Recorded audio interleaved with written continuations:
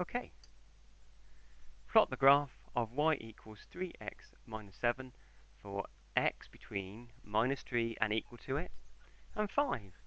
So this bit here tells you what values of x you need.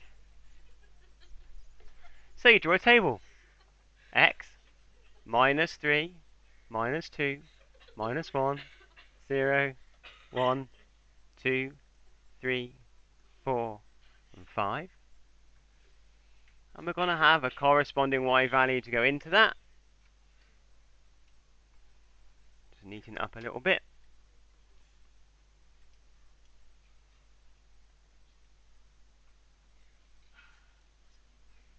There we go. I now need to draw my flow diagram to tell me what the rule between the two is. And it's this bit here. Y equals 3x minus 7. So I start with my x. I times it by 3. I take away 7. And it gives me my y value. All I've got to do now is feed in each of those x values that I started with. I'm not going to start here with the negative ones because they're quite tricky. So start with an easy one like 1. 1 times 3 is 3. 3 takes 7 minus 4. 2 times 3 is 6. 6 takes 7 minus 1.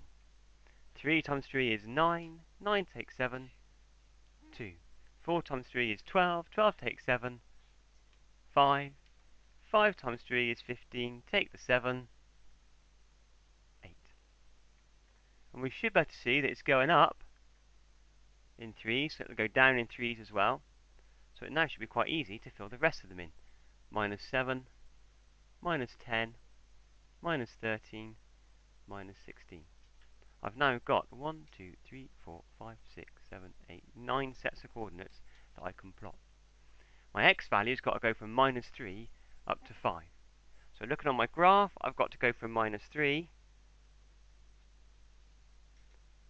0, all the way up to 5, which is there. My y values are much further ranging. They've got to go from minus 16 up to 8. So that's minus 5 is just there.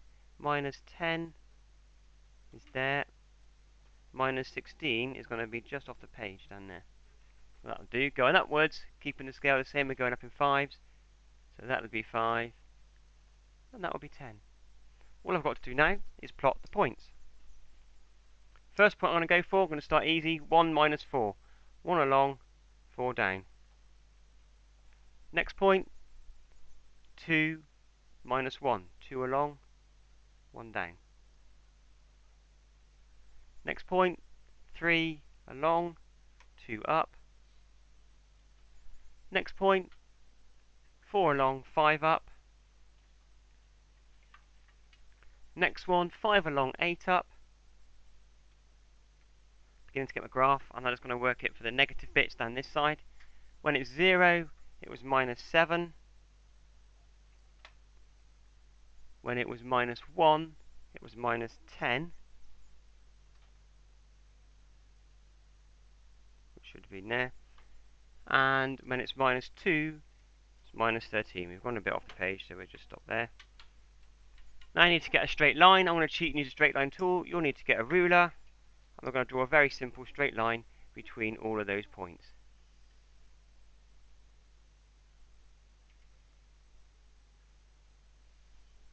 That's not good enough. It's too far off. Let's try again.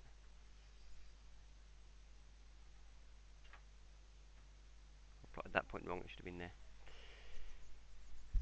Let's redo it. That point should have been there. That was an error. But because I've got enough other points, I know where the mistake was. That's the main bit of the question done. I've plotted the graph.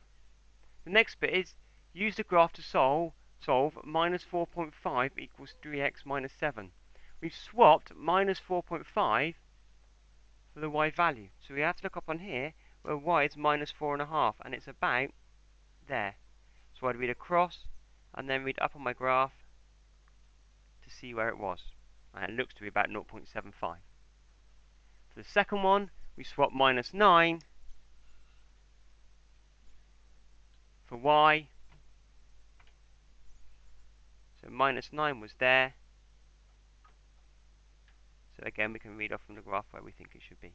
And so long in the exam, you've done that point there and read off on the axis where it is, and read off on the axis where it is, you'll get it right. Even if you've got the graph line here completely wrong, as long as you're reading off from your line, that's absolutely fine. You get the marks.